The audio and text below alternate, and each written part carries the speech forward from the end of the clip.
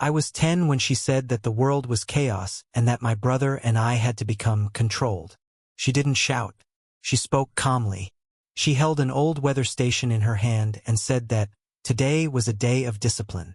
Everyone thought she had saved us. She was our aunt. She was our executioner, our doctor, and our God in our own home. I learned to count the scratches on the pipes in the basement because I couldn't speak. And when I escaped, when she could no longer dictate the forecast, I realized that it wasn't me who was broken. It was her world that was broken. Now I'll tell you how it all began, and why we were afraid to even breathe. You ever realize your life ended on a day you didn't die? It was one of those rare Saturdays when everything was good. Like genuinely good. Mom was off work. Dad was making pancakes. We were on the road to a park just outside Salem. I remember the car ride. The way Ethan fell asleep halfway through his juice box. The terrible pop music Mom secretly loved. The way Dad kept looking over at her at stoplights like she was a damn miracle. Then everything broke. I don't remember the actual crash. Just pieces. A sharp turn. Tires screeching. My mom yelling, "No, no, no." Like it would stop anything. A truck horn. Then nothing. And then something even worse. Silence. When I woke up, I was in a hospital bed. My head hurt. My body felt like it didn't belong to me. And beside me sat a woman I hadn't seen since I was 4 years old. My Aunt Martha. She was calm. Too calm. Holding my hand. Smoothing my hair like we'd been close forever. "Thank God," she whispered. "You're okay." I was so worried. My brain was still foggy, but I managed to croak out, "Where's Mom?" Her face didn't move. Her voice stayed soft. "They didn't make it, sweetheart. But I'm here now. I'm here." I screamed. I know I did. Nurses came in. They gave me something to sleep. By the time I woke again, the story was already written. Martha had been listed as our emergency contact. She showed up with birth certificates, legal paperwork, family photos. She told the staff she was just minutes away when she heard the police scanner reporting the crash. She got to the scene first, called 911, pulled Ethan out of the back seat herself, supposedly. Everyone called her a hero. I didn't question it then. My brain was in pieces. I could barely sit up without vomiting. And Ethan, he hadn't spoken a word since it happened. He didn't even cry, just rocked back and forth in the corner of his hospital bed, holding a blanket tight to his face and humming this low, broken tune, like a machine stuck on repeat. We moved in with her less than a week later. Martha's house looked like something out of a magazine. Every curtain steamed, every bookshelf alphabetized. But the first night there, I realized something wasn't right. It wasn't anything obvious. Not at first. But it was too quiet, too clean, too staged. And she had rules. Lots of them. No touching the thermostat. No opening drawers without permission. No making noise after 8 p.m. You had to ask before leaving a room. You had to ask before taking food. You had to stand still and quiet if the doorbell rang. She was polite about it. First, "We have order in this home," she'd say, smiling. "That's what keeps us safe." The social workers visited once a week in the beginning. Always on a schedule. Always announced ahead of time. She baked cookies. She made us dress nice. She told them we were still adjusting. Ethan didn't talk, but that just made the story better. Trauma, you know? Poor little boy too broken to speak. I was the brave one. I said the right things because I didn't know any better. Or maybe because I did. Because in between those visits, we weren't safe. Not really. The first time I realized she wasn't just strict, I spilled juice on her living room carpet. It was a tiny splash, barely noticeable. I tried to blot it with paper towels, panicked. She saw me from the kitchen. She didn't yell. She didn't curse. She walked over with a cloth in one hand and something else in the other. A small metal device that looked like an old-fashioned barometer.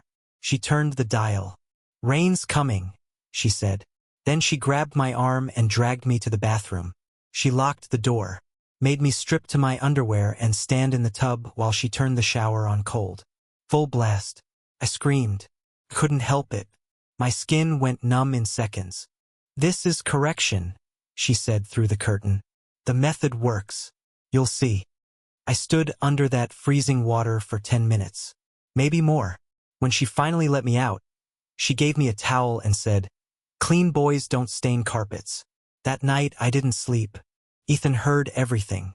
I could tell. He didn't speak, but he crawled into my bed and clung to my arm. He was shaking. That's when I made the decision. I wasn't going to cry again. Not in front of her. I was going to survive. It escalated slowly but methodically. Any infraction meant punishment. Speak too loudly at dinner? Face the wall for 30 minutes. Take more than one slice of bread? Miss the next meal. Argue? The basement.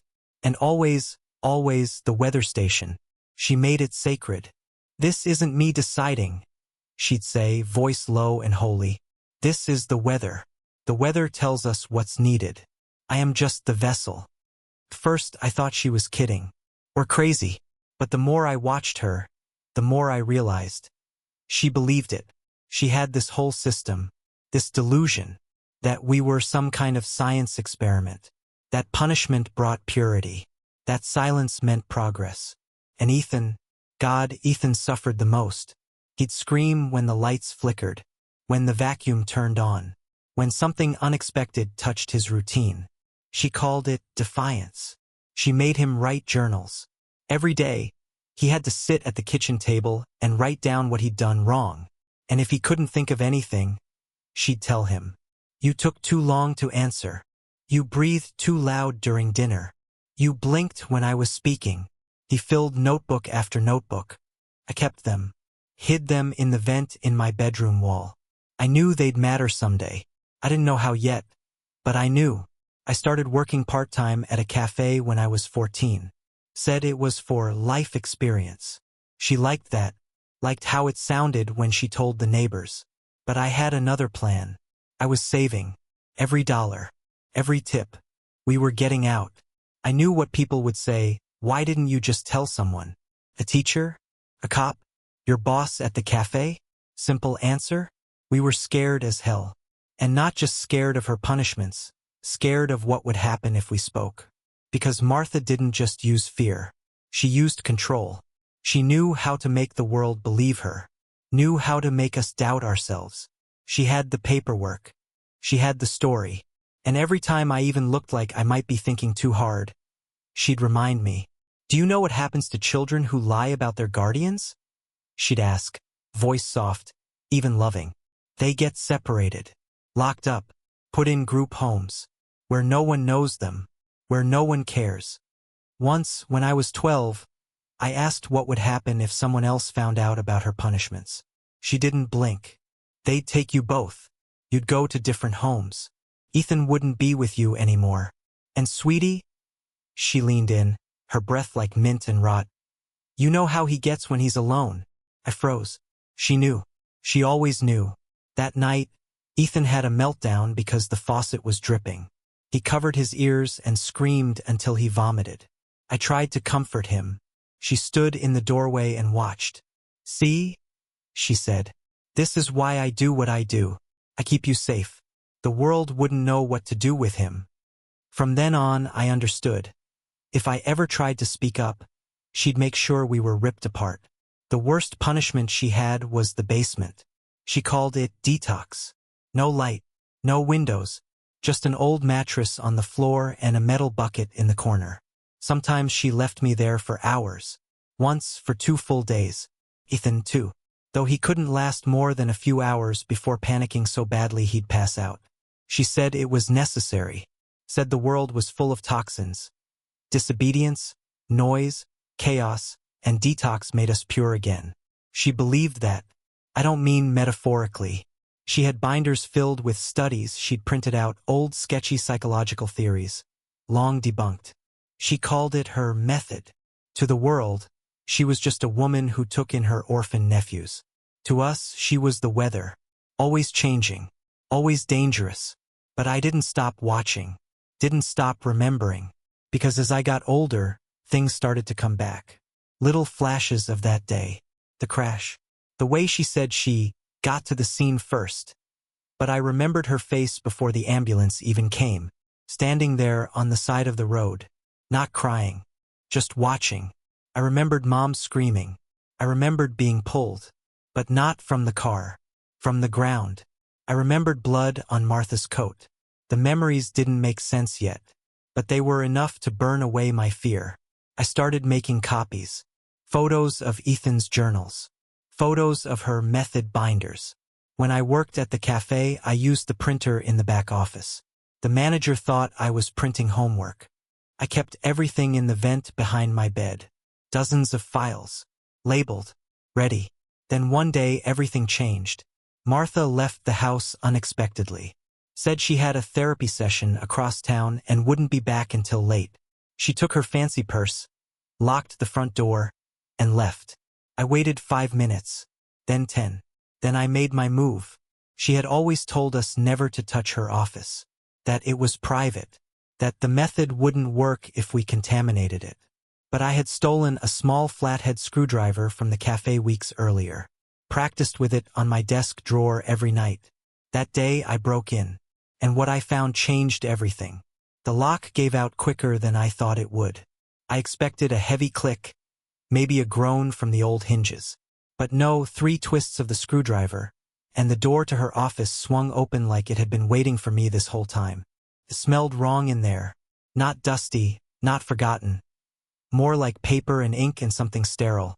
Like a place where people study things they shouldn't. Her desk was perfectly clean. 2 sharpened pencils lined up with geometric precision. A stack of blank notepads. But it was the filing cabinet that drew my attention. Black metal, heavy, and cold to the touch. The top drawer was locked. The second wasn't. Inside folders. Lots of them. Thick, worn. Labeled with terms like Cycle 1, compliance records, adjustment logs. But the one that froze me in place was marked. Project behavior, Phase A. Subject A/Subject B. My hands were already shaking when I opened it. The first page was a typed intake report. No names. Just Subject A, male, 10, high-functioning, verbal. Subject B, male, 5, nonverbal tendencies, sensory reactive. The birth dates matched. The trauma summary referenced vehicular parental loss, followed by custodial placement. It was us. But this wasn't a foster file. This wasn't even remotely official. It was a personal system. Her system. The next pages were daily behavior logs, written in her exact cursive. Day 4. Subject B screamed for 27 minutes. Method ineffective. Adjust punishment scale. Day 7. Subject A remains defiant but responsive. Initiate wall standing protocol. Day 9. Subject B shows signs of internalization. Reduce vocal exposure. Begin journal therapy. Page after page. No emotion. No hesitation. Just cold assessment. She had documented everything. She didn't see us as family. She didn't even see us as kids. We were experiments. The folder went on. Charts tracking our responses to punishments. Her notes on compliance windows. Timelines. Reward schedules. Setback evaluations. I found a graph, yes, a graph showing target silence level over time, plotted against food portion sizes. As if starving us was a dial she could tweak. It wasn't just sick, it was organized. And worst of all, there was a typed progress summary, dated about 6 months after the accident. It read, Subject A demonstrates sustained resistance. However, influence on Subject B is diminishing. Recommend temporary separation if long-term reprogramming fails. Alternate guardianship options should be investigated only in emergency. My name wasn't on it. Neither was Ethan's. But I didn't need a name to know what it meant. If I kept fighting, she was going to separate us. I kept digging. In a different folder marked incident notes, I found a single photograph. It was Ethan, sitting on the cold kitchen tiles. His nose was bleeding. He was holding one of the journals she made him write. In the background, barely visible, you could see the kitchen timer on the table counting down. The page was labeled, Punishment Delay, B. Test of Non-Reactivity. I dropped the file. Something inside me snapped right then. like a string pulled too tight for too long. This was never discipline. This was never structure.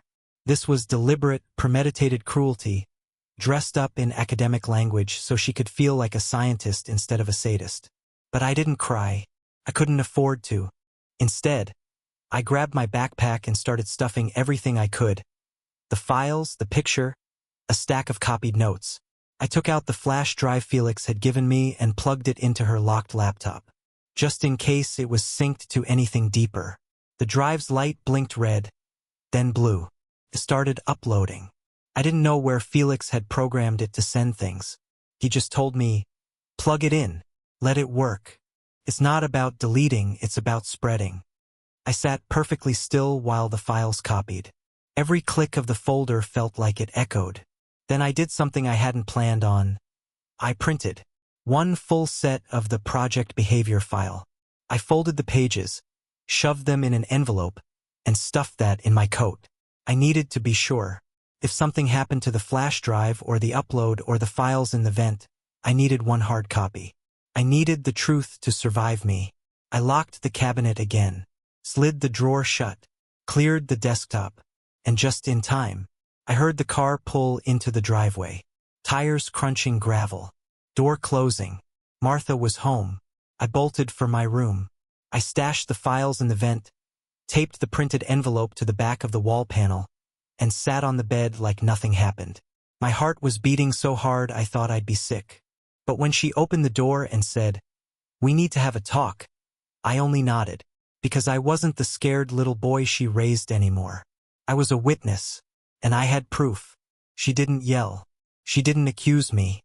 She just stood in the doorway of my room, perfectly still, with her beige sweater draped neatly over her shoulders like a damn uniform. The only thing off was her mouth. The way her lips were pressed into a line so tight, the skin around them looked white. "We need to reset the house," she said. That was code. It meant you're slipping, you're resisting, and I'm taking it all away. I played dumb, nodded. "Okay," I said quietly, but inside, I was screaming. She walked off without another word. I heard her go into Ethan's room. Her voice was soft, deliberate. "Come with me, sweetheart. Let's do some breathing." I wanted to run in and stop her, but I knew better. Instead, I waited. 30 minutes passed. The house got quiet again. And then the click. A sound I knew too well. The smart lock on my door sliding into place. Locked. From the outside. I was in. I ran to the handle. Twisted it. Nothing. I checked the window. It was bolted, had been for years. She called it fall prevention. I called it prison. I stepped back, heart pounding, trying to think. Then I heard her voice. Not from the hallway. From above me. She was using the intercom system. "The cleansing phase begins now," she said, calm as ever. "Patient A, high resistance. Patient B, regressive. Objective, silence. First priority, isolation." Her voice didn't even sound human anymore. It was like a recording. Then I heard another sound. The hallway camera shifting. It made a soft mechanical whir, like a blinking eye. I looked up at the vent. The only place she hadn't touched. Yet, I needed to move fast. I grabbed the panel, slid it open, pulled out the flash drive, the backup copies, the printouts. Everything. I shoved the envelope into the lining of my coat, the flash drive into my sock. Then I looked toward the baseboard vent near the floor, the only opening large enough for Ethan. We'd talked about it before. If things got bad, if I got caught, if he had to run without me, he'd go through the basement, out through the old garden grate we'd found loose years ago. But first, I had to get to him. I needed to know he was okay. I waited until the house went silent again. Then I took the metal leg off my desk chair. We'd removed it before when it broke, and I never threw it away. I wedged it under the doorknob and pulled hard. 2 minutes, maybe 3, then snap. The frame cracked just enough to bend the lock housing. The door swung open. I ran. She'd locked Ethan's room too. But I heard him, not crying, not screaming, just rocking. A soft rhythmic sound. The kind he made when he was trying to disappear into his own mind. I whispered through the crack in the door. "It's me." No response. I kept going. Remember what we talked about, Tanny? The back vent. The garden grate. Now's the time. A pause. Then the faintest sound, him getting up. I heard the mattress shift. The floor creak. Then silence again. Good. He was moving. I headed downstairs. If I could keep her busy long enough, he could slip out unnoticed. We'd practiced it, quiet steps, no lights, go through the crawl space, up and out. He knew the way. We'd drawn it like a game board. I crept to the living room, and there she was, sitting in her armchair, with her laptop open, watching live camera feeds, including the basement. I knew you'd try, she said, without looking at me. You always were the clever one. I didn't move. You're smarter than the others. That's why you'll stay. That's why we'll get it right this time. Then she pressed a button on a remote. Click. The front door. Click. The back. Click. The basement locks. She'd shut down the entire house. I turned to run, but the door slammed behind me. Locked. She stood, slow and deliberate, the laptop still running. You thought you could beat me, she said. After everything I've done for you? She moved closer. Her hand reached up and grabbed my face. Her nails dug into my skin. Now we start over. No more games. No more pretending you're still a child. No more hope. And for 3 days she kept her promise. No lights. No sleep. No food except a gray paste she called reset formula. The smart lights stayed on all night. The cameras tracked me. Every time I closed my eyes, she'd pipe in through the speakers. Confess what you did wrong today. Every day, I told her the same thing. Nothing. Every day she made me stand. Sit. Kneel. Repeat. Timed. Measured. Ethan was gone. I didn't know where. Maybe he made it. Maybe not. She wouldn't tell me. Only said, he left you. That's what they do. They always leave you. She thought I was broken. She didn't know I'd already won. Because the flash drive had uploaded everything. The photos. The logs. The project behavior files. I sent the envelope. And the countdown had started. She just didn't know it yet. The fourth morning came with silence. No voice from the speakers. No artificial lights burning my retinas. Just quiet. Real, natural quiet. I lay there on the cold floor of the locked room, blinking up at the ceiling. My wrists ached. My stomach twisted from days of nothing but water and paste. And for a second, just a second, I thought maybe I was dead. Then I heard tires. Not the usual ones. Not her Prius with its barely there hum. Big tires. Heavy. A door slamming. Voices. I sat up. Footsteps on gravel. Fast. Purposeful. Muffled shouting. And then pounding on the door. Police! Open up. I froze. It worked. It actually worked. The lock clicked from the outside. I flinched. But this time it wasn't her standing in the doorway. It was a cop. Early 30s. Kevlar vest. Wide eyes as he scanned the room, taking in the stripped mattress, the cameras, the red marks on my wrists. His jaw tightened. Jesus Christ. 2 more officers came in behind him. They didn't even ask questions at first. They just led me out, down the hall, past the kitchen, through the front door wide open for the first time in years. Outside, the yard was swarming. Police cars, plainclothes detectives, 2 people with press badges already talking to someone by the fence. And standing next to the patrol SUV, wrapped in a thermal blanket, was Ethan. He saw me, and for the first time since the accident he ran, on his own, straight into my arms. I don't remember everything after that. It was a blur of questions and flashbulbs and clipboards. A medic checked my vitals. Someone took photos of my wrists. A woman asked me if I needed a translator. I guess I looked that far gone. I kept asking one thing over and over. Did someone get the envelope? Took a while for anyone to answer. Then one of the detectives, older guy, thick mustache, tired eyes, knelt next to me. You sent this. He held up a manila envelope. Worn edges.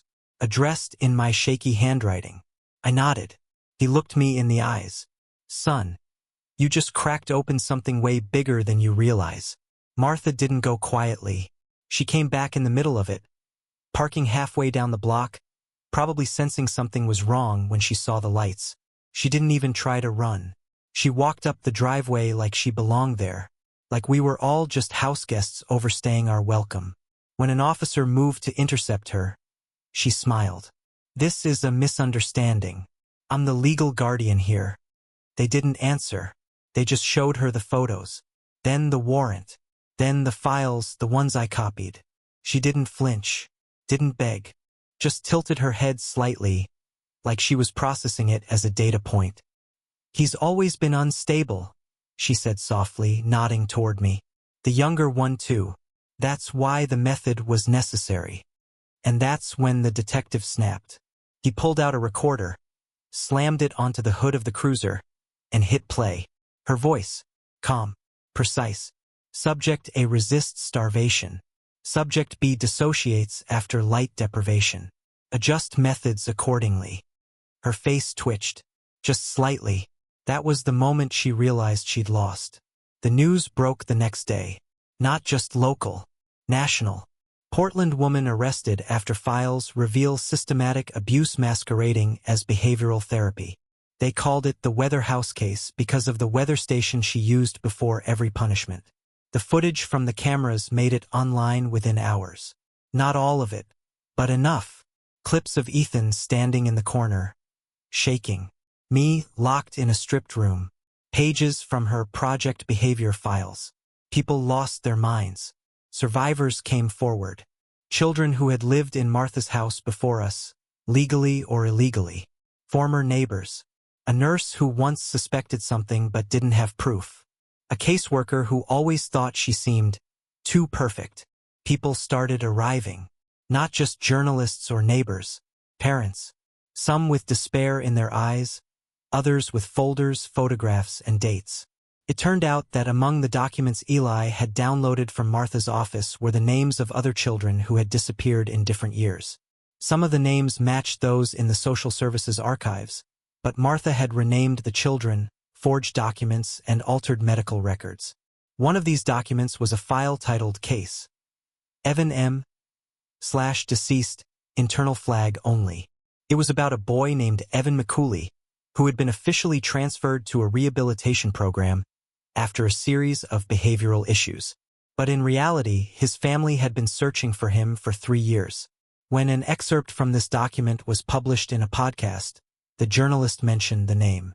The next day, a couple from Idaho came to the editorial office. They were holding a photo of Evan. He was 7 in the photo. He had light hair and a sad look in his eyes. Their story was the same as many others. Social services took the child away because of inadequate discipline at home, and then he was placed in new care. Since then, there had been no trace of him. Now they knew his name in Martha's system. Patient D shows aggression. Isolate.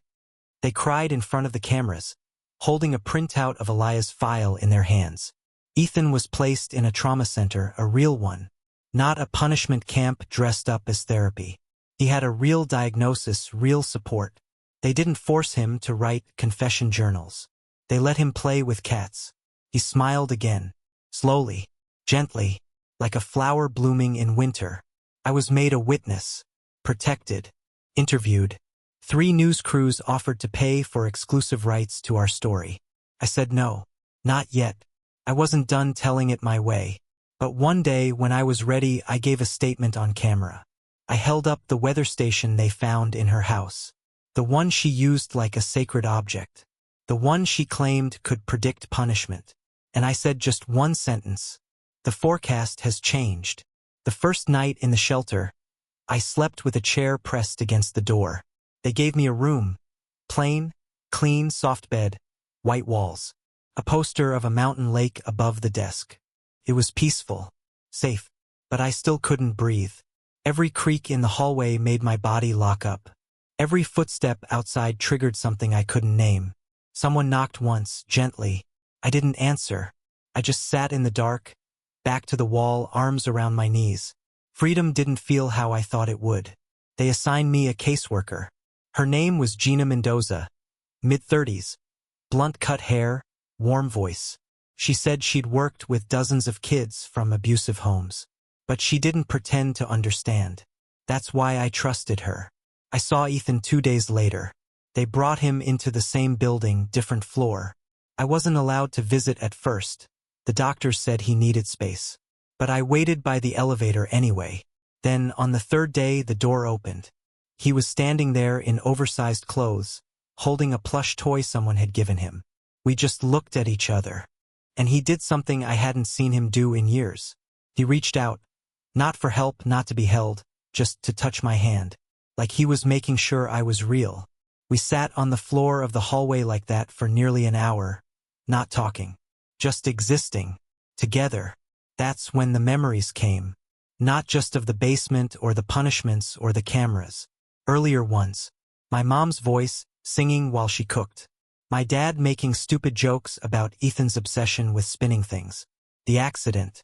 The sound of tires. Glass shattering. My mother's scream. And Martha's face.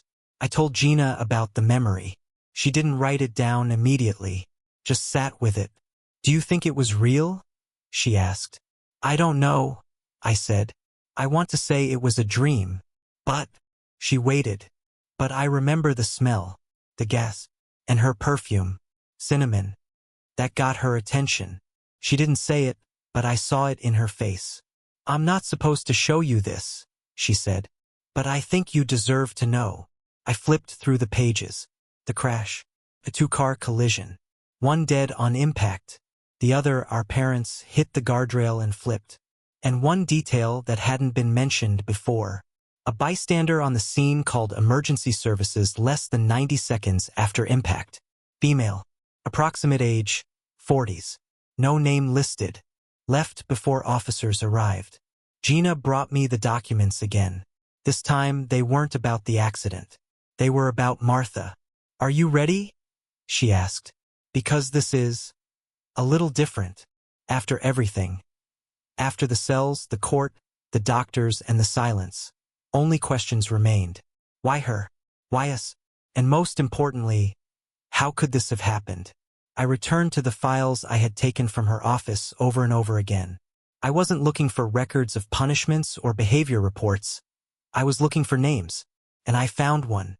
It seemed insignificant, just a signature at the bottom of a letter about permission to change guardianship status. Approved, C. Haver/DCS internal, confidential. I asked Gina what DCS meant. She didn't even blink. Department of Child Services. If that signature is real, this is very bad. Haver has worked for the department for over 10 years. And he's now the head of the Portland office. I couldn't just sit there.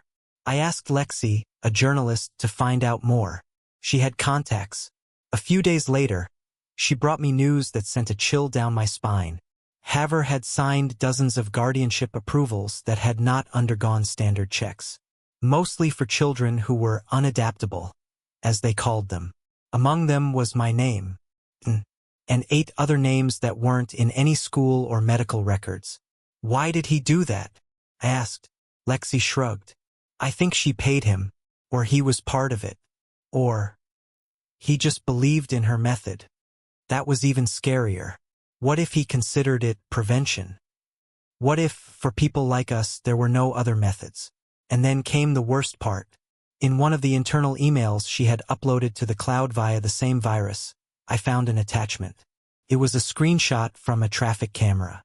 The quality was poor, but you could see a gray van parked on the side of the road a few minutes before the accident. And there was a temporary driver's license issued to Martha Rose 3 days earlier.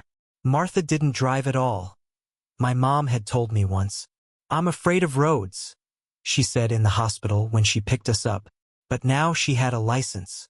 And she was there. Before the paramedics arrived. I watched the video again. And again. And a puzzle began to form in my head. She knew the route we were taking. She had a car. A temporary one. She was the first one there. She filed the paperwork before I even came to in the hospital. I went to see Gina. I put the printouts in front of her. This isn't just cruelty. She staged the whole thing from the beginning. Gina pressed her lips together. We'll request an official investigation. But you have to understand it will be dangerous. If she had protection, They'll try to cover everything up. I nodded. I'm not afraid of her anymore. Now I want her to be afraid of me. I nodded. She placed several printouts in front of me. Photographs, scans, folders. We started digging. After your envelope ended up with the police, not just the local police but journalists too, something started to come up. The first thing was payments. For over 6 years, Martha had been receiving money as a guardian. But not just for Elia and Ethan. For 10 children. The names were fake. The documents were forged. But the bank transaction records were real. She received monthly payments from a state program to support foster parents. In some cases, she received double payments. For 2 children who could not live together due to behavioral disorders. Only, these children were never seen in schools. They did not undergo mandatory medical examinations. They did not exist in any school or medical registry. The second thing was connections. Marta worked as a child consultant at 3 private medical institutions. There, she helped troubled teenagers adapt to their new families, wrote behavior programs, and conducted risk assessments. Gina showed me a letter. Martha Rose has demonstrated exceptional skills in corrective work. We recommend her as an expert with an authoritative approach in cases of aggression, autism, and distorted attachments. Hillpine Institute Psychiatric Clinic. An institution long suspected of patient rights violations, but never proven. Martha was there for 4 years as a consultant. And worst of all, the testimony of other children. When the information came out, people started contacting reporters. Former foster children. From different states. One of them, Nathan, called the podcast that published the first story about Weather of Punishment. His voice trembled as he spoke. I remember her. She made me sleep in the bathroom because she said I was cold. She taped my mouth shut because I was crying. I was only with her for 2 weeks, then I was passed on. But after that, I never spoke the same way again. He is now 23. I didn't know how to respond. This was no longer just about me and Ethan. Not about one house, one camera, one office. It was a system that gave people like Marta a platform. Money, institutions, connections, and silence. That evening, I opened my notebook again. I wrote one sentence. She was part of a network.